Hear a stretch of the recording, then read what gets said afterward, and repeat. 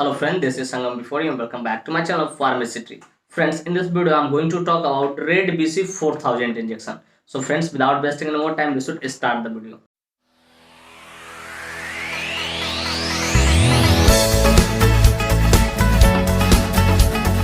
Friends, video को शुरू करने से पहले कुछ बातें मैं यहाँ पे शेयर करना चाहूंगा जो कि आपके लिए एक तरह से वार्निंग है। फ्रेंड्स, यह वीडियो सिर्फ जानकारी के उद्देश्य से बनाया जाए। इस वीडियो को देखने के बाद कोई भी इंजेक्शन आप खुद से न ले, कतई सेल्फ मेडिकेशन न करें। Friends, actually I don't support self medication at all.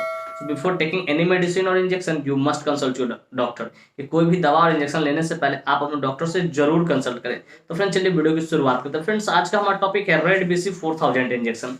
Friends, red BC 4000 injection एक बहुत ही जबरदस्त, बहुत ही शानदार इंजेक्शन है जिसका इस्तेमाल क्रोनिक एनीमिया को ठीक करने के लिए किया जाता है। क्रोनिक एनीमिया मतलब एनीमिया कहने का मेरा अर्थ होता है कि जब आरबीसी या हीमोग्लोबिन आपके शरीर में कम जाए तो उसको ठीक करने के लिए इसका इस्तेमाल किया जाता है। फ्रेंड्स, इस इंजेक्शन का इस्तेमाल डॉक्टर के सुपरविजन में किया जाता है। किसके सुपरविजन? डॉक्टर के देख रेख में किया जाता है। और खासकर इस इंजेक्शन का इस्तेमाल हॉस्पिटल में किया जाता है। इमरजेंसी कंडीशन में आप खुद से घर पे नहीं कर सकते। इस बात को आपको बखूबी याद रखना है। फ्रेंड्स, यह इंजेक्शन ब्लड फॉर्मिंग कैटेगरी से बिलोंग करता है। जाहिर सी बात है, मैंने इस वर्ड का इस्तेमाल किया है ब्लड फॉर्मिंग कैटेगरी। तो मेरे व्यूअर्स पूछेंगे sir what is the meaning of blood forming category.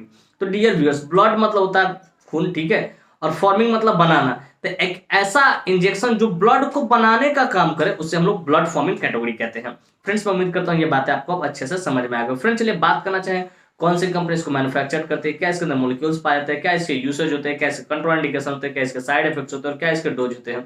इन सारी बातों को हम लोग समझेंगे इस वीडियो में बहुत डिटेल से। Friends, I will make you understand each and everything in a very simple way. मैं यहाँ पे हर एक चीजों को समझाऊंगा बहुत साधारण तरीके से, बहुत सहजता से मैं आपको यहाँ पे समझाऊंगा। तो friends, first of all I would like to talk about which company manufactures it.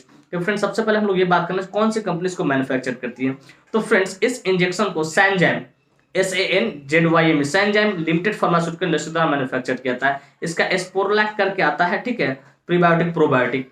Friends, this injection is basically manufactured by Sanzyme pharmaceutical industry. Friends, इसका एक बॉक्स लगभग 1600 के आसपास में आते हैं। 1600 के आसपास में और उतने में अवेलेबल हो जाती है। थोड़ा महंगा आता है क्योंकि ये वीकली चलता है, ठीक है। 1600 के आसपास में आती है और इसके एक बॉक्स में 0.4 ml क्वांटिटी रहता है, मॉलिक्यूल रहता है, जो कि प्रीफिल्ड सिरिंज रहता है। प्रीफिल्ड सिरिंज कहने का मेरा अर्थ ये हो रहा है कि इसमें आपको कहीं से अलग से डिस्पोजल लेने की जरूरत नहीं है, डिस्पोवान लेने की जरूरत नहीं है, सिरिंज लेने की जरूरत नहीं। इसमें पहले से भरा हुआ रहता है।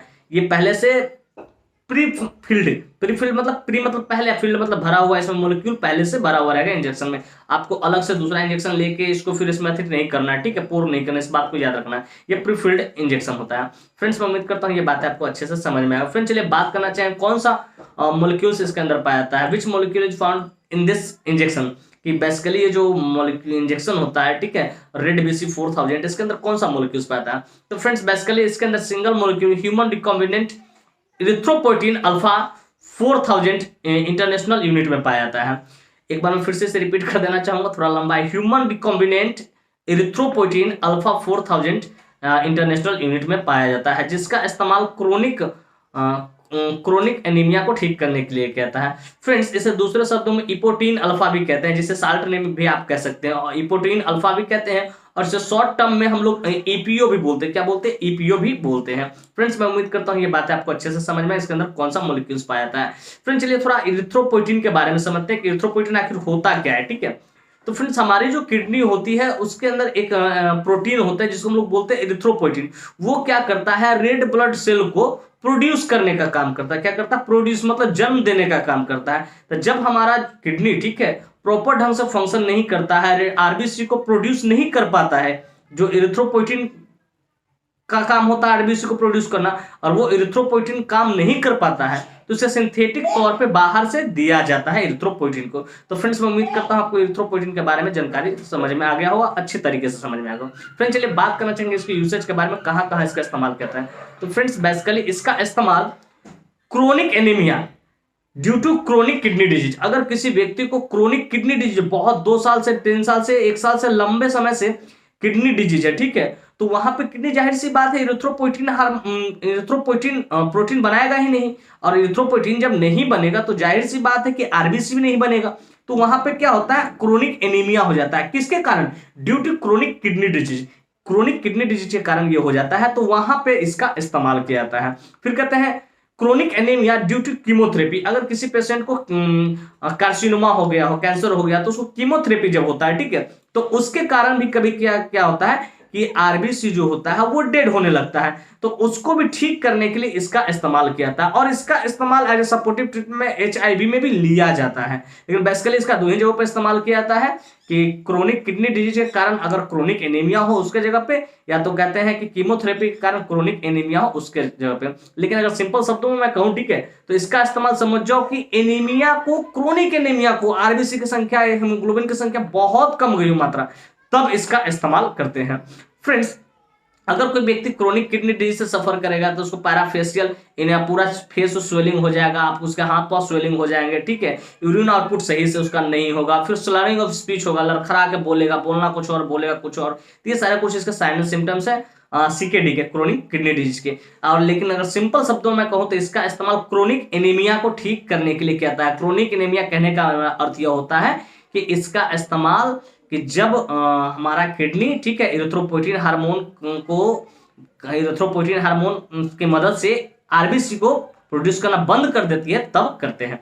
तो फ्रेंड्स, मैं उम्मीद करता हूँ ये बातें आपको संदर्भ तरीके से समझ में आया कि इसका यूसेज कहाँ कहाँ करते हैं। तो फ्रेंड्स, चलिए बात करते हैं कॉन्ट्राइंडिकेशन के बारे में। Friends, without knowing contraindication we should never ever administer any drug to anyone, कि बिना कॉन्ट्राइंडिकेशन जाने कभी भी किसी को भी कोई इंजेक्शन आप न लगाएं, खासकर ये इंजेक्शन तो और नहीं लगाएं, क्योंकि इसका इस्तेमाल हॉस्पिटल में किया जाता है। तो फ्रेंड्स, नंबर 1 इसका कॉन्ट्राइंडिकेशन है अनकंट्रोल्ड बीपी। अगर कोई व्यक्ति अनकंट्रोल्ड बीपी से सफर कर, उसको आपको नहीं देना है। फिर कहते हैं प्रेग्नेंट लेडी और ब्रेस्ट फीडिंग मदर, उसको भी आपको नहीं देना है बिना गायनोकोलॉजिस्ट से कंसल्ट किए।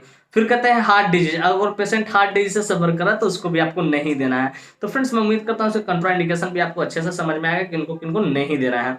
फ्रेंड्स, चलिए बात करना चाहेंगे साइड इफेक्ट्स के बारे में। फ्रेंड्स, हर मेडिसिन का कुछ ना कुछ साइड इफेक्ट होता है, ठीक उसी प्रकार इसका भी साइड इफेक्ट है।